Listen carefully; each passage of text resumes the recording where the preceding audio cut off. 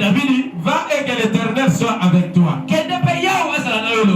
Il prie.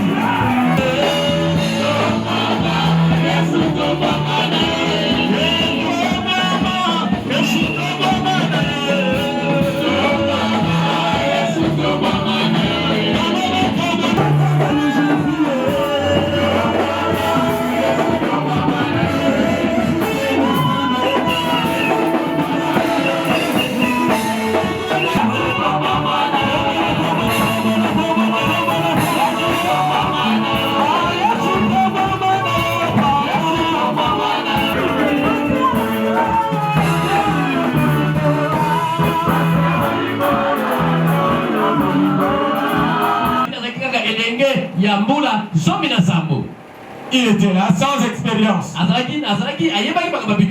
Il n'a combattu qu'avec l'ours et le lion. Mais il n'a pas fait la guerre. Il n'a pas combattu aucun guerrier. Alléluia. Amen. Mais il était là devant un géant. Il avait à peu près 3 mètres. Donc il était très géant. Et David était très petit là. Maintenant, il y avait un problème. Goliath est venu lancer un défi. Un défi. En leur disant, donne-moi quelqu'un qu'on se batte. Si je tue cet homme-là, Israël, vous serez nos esclaves. Les esclaves de Philistins. Si ce monsieur-là me bat, mon peuple sera votre esclave. C'était un grand défi. Même Saoul lui-même est un vaillant guerrier. Il était un homme de guerre. Il était fort. Mais il n'a pas pu tenir devant Goliath. Vu la masse qui était devant lui, il ne pouvait pas aller l'affronter. Il se voyait déjà en défaite. Alléluia. Amen. Donc il ne pouvait pas s'approcher. Or, à part David, il n'y avait plus personne. Lui-même, Saoul était derrière. Ils avaient peur. Toute l'armée d'Israël avait peur. Même Eliab, les grands frères de David et les 3 frères étaient là. Ils n'ont pas pu affronter cet homme.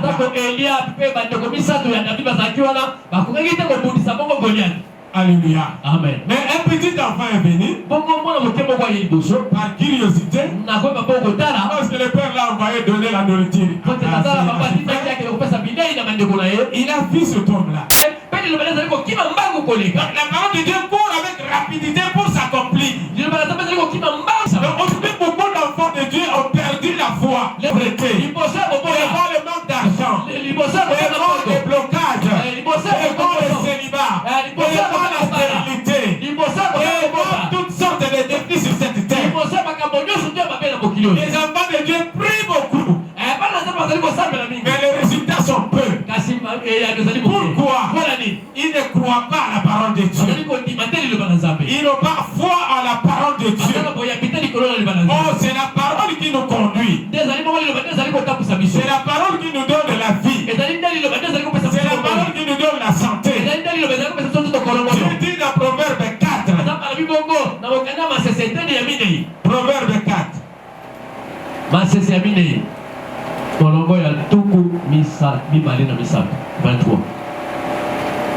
Nous commençons au verset 20. Mon fils, sois attentif à mes paroles. Prête l'oreille à mes discours.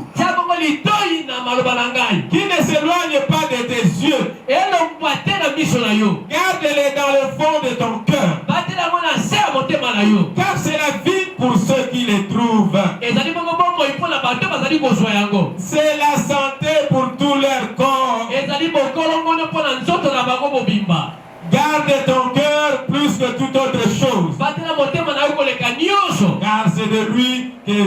les sources de la vie.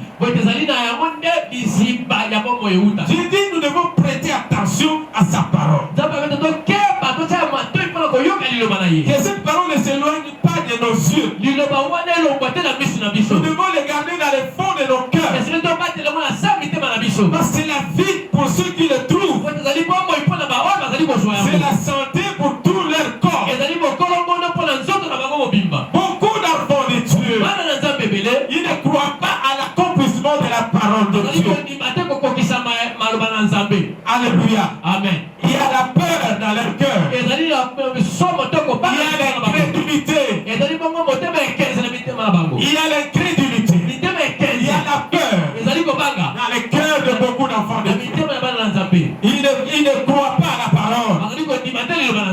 Ils regardent plus la grandeur de leurs problèmes. La durée du temps de leur situation. Ils se disent que mon problème est devenu impossible. Alors que Dieu envoie toujours sa parole. Dieu nous a envoyé sa parole. Nous devons prospérer. Et nous ne pouvons pas prospérer si nous ne croyons à la parole. Si nous n'appliquons pas cette parole dans notre vie, si nous ne parlons pas de cette parole, nous devons confesser cette parole. Dans les combats de la foi, il faut connaître la parole. La parole écrite. Deuxièmement, il faut connaître la parole vivante, qui est Jésus lui-même. Parce que dans Jean chapitre 1, verset 1, il console la Bible dit au commencement était la parole.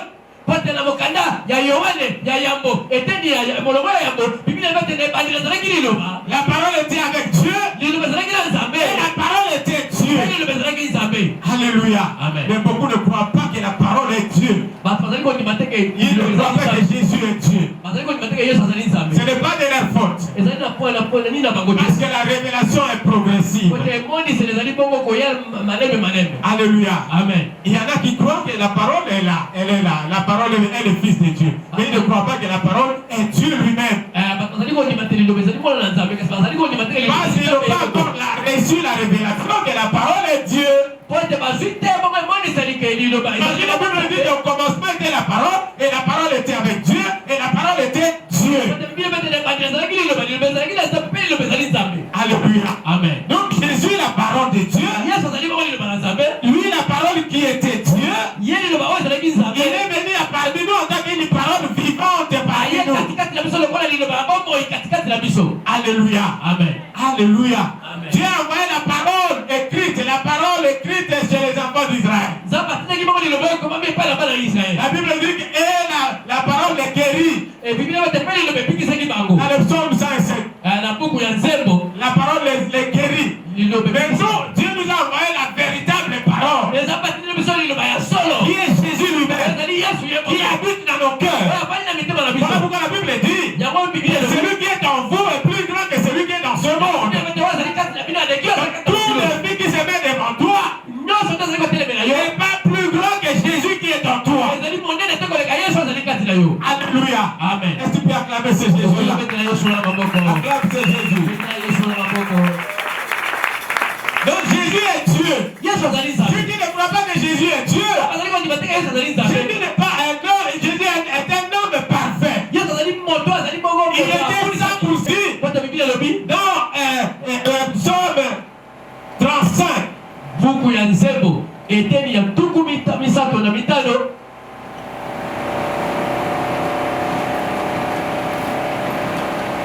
Est-ce qu'il y a quelqu'un qui me comprend?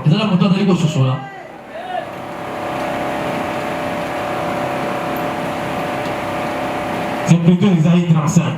Beaucoup ya Isaïe 35. Eteni ya tuku misato na mitano.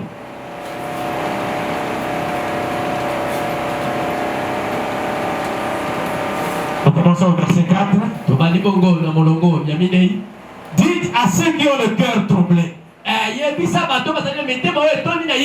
Prenez courage. Ne craignez point.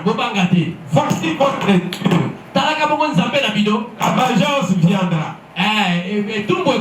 La rétribution de Dieu il viendra lui-même et vous sauvera. Alors s'ouvriront les yeux des aveugles, s'ouvriront les oreilles des sourds.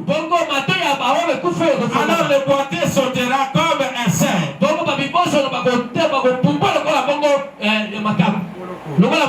Et la langue du muet éclatera de joie.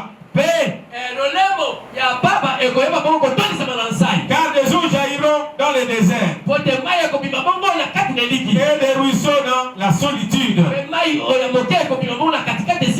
Il viendra lui-même et il vous sauvera. Alléluia. Amen. Il vous sauvera. Les aveugles verront, les sourds entendront, les boiteux marcheront. Et quand Jean-Baptiste a envoyé ses disciples demander à Jésus si c'est lui le Messie, Jésus leur a dit, allez dire à Jean-Baptiste, les aveugles voient, les boiteux marchent, les sourds entendent.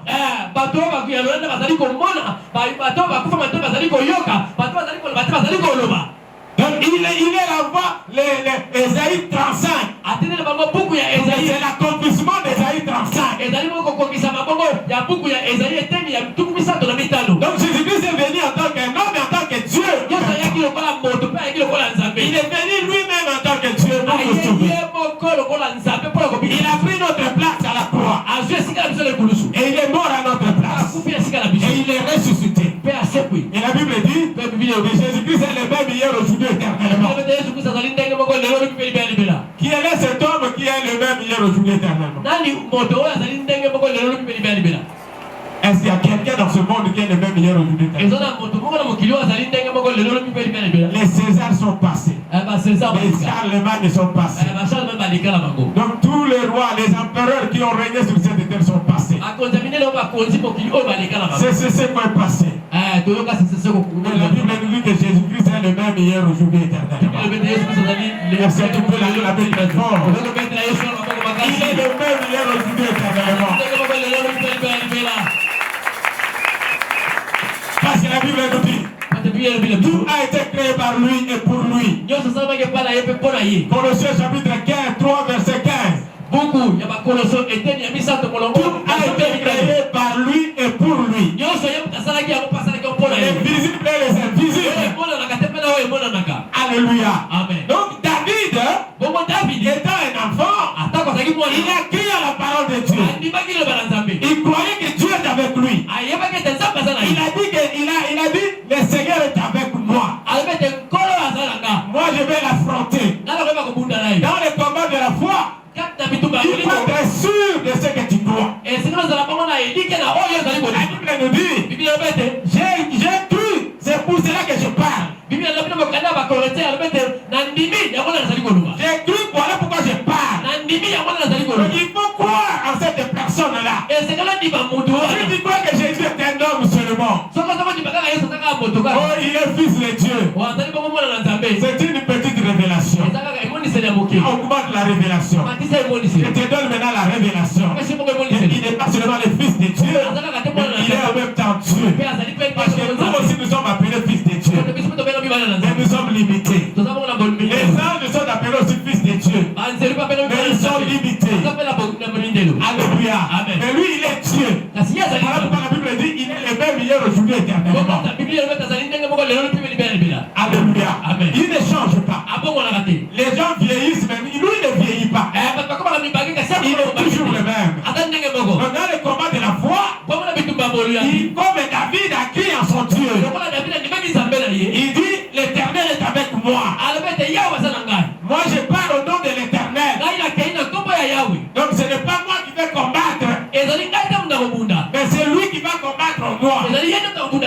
Jésus-Christ qui est en nous, c'est lui qui mène des combats. Mais il faudrait que dans le combat de la foi que toi tu participes à cela.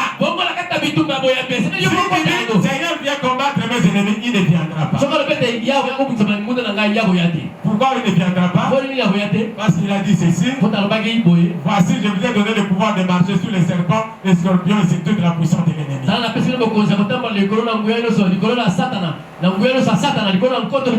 Et rien ne vous boudera. Il ne vient plus combattre. Il ne vient plus combattre pour toi. Il vient combattre ensemble avec toi. Alléluia. Amen. Lui, il a tout accompli à la croix. Lui, il a déjà combattu à la croix. La Bible dit qu'il a anéanti celui qui avait le pouvoir de la mort. Il a défié les dominations, les autorités et les a livrés publiquement en spectacle. En triomphant de par là. Donc il a fait son travail. Si tu dis que c'est bien combattre mes ennemis, il ne viendra pas. Mais si tu dis que je vais combattre au nom de Jésus-Christ, là il va intervenir. Alléluia. Amen. Parce que tu as compris que non, tu es dans la victoire. Tu as compris que tu as un grand Dieu. Ton problème n'est pas plus grand que Dieu qui est en toi. Mais il faut plutôt parler de Dieu à ton problème. Et à ton problème que non, tu es plus petit que mon Dieu. Parce que Jésus a dit ceci. Si quelqu'un a de la foi comme les grains de moutarde, il dira à cette montagne, oh, toi de là, jette-toi dans la mer. Parce qu'il a la foi. Il parle. Il a cru à la parole de Dieu, à la parole vivante. Il parle sur son problème. Il menace son problème. Il détruit son problème. Il combat son problème. Alléluia. Amen. David n'a pas dit et Dieu vient combattre Goliath. Il a dit, moi je viens auprès de toi au nom de l'Éternel. Alors la Bible nous dit que au ciel et sur la terre, il n'y a aucun autre nom par lequel les hommes peuvent être sauvés. Il nous a donné le nom de Jésus-Christ. Le seul nom qui peut nous sauver. Le seul nom qui peut nous donner la victoire dans tous les combats. Le seul nom qui peut nous donner la victoire sur la maladie, sur tout problème. Alléluia. Donc nous combattons Goliath et ton Goliath avec le nom de l'Éternel. Dans la nouvelle alliance, le nom de l'Éternel c'est Jésus-Christ lui-même. C'est le nom de Jésus. Donc les genoux fléchissent partout. Alléluia. Les sorciers fléchissent, les magiciens, les occultistes. À cause de ce nom-là. Et nous combattons à cause avec ce nom-là. Dans le combat de la foi, croyez à la parole vivante, croyez à la parole écrite. Et prenez cette parole-là. Prenez cette parole-là écrite. Commencez à confesser. Commencez à confesser la parole. Si c'est la maladie, confesse 1 Pierre chapitre 2 verset 24. Si c'est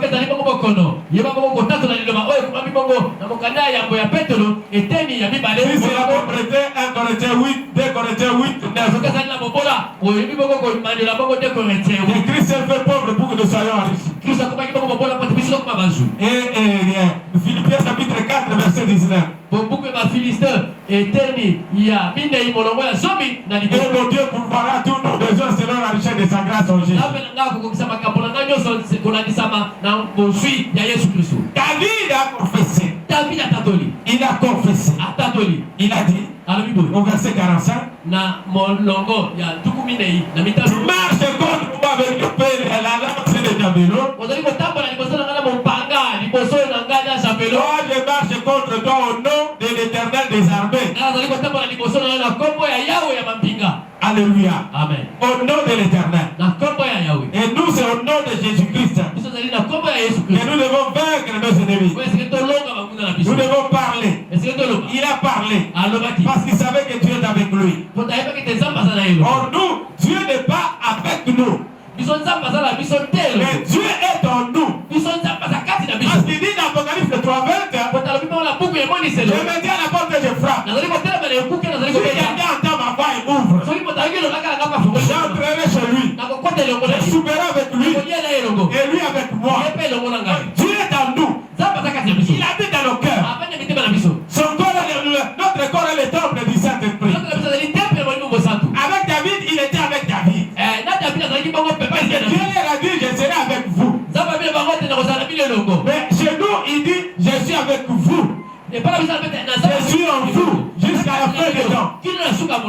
Alléluia. Donc il est en même temps avec nous. Alléluia. Amen. Est-ce que tu peux acclamer ce Dieu-là? Acclame ce Dieu-là. Et David maintenant, il a commencé à confesser la victoire. Au verset 46. Nous disons au nom de Jésus, à la vie de cet homme, tous ceux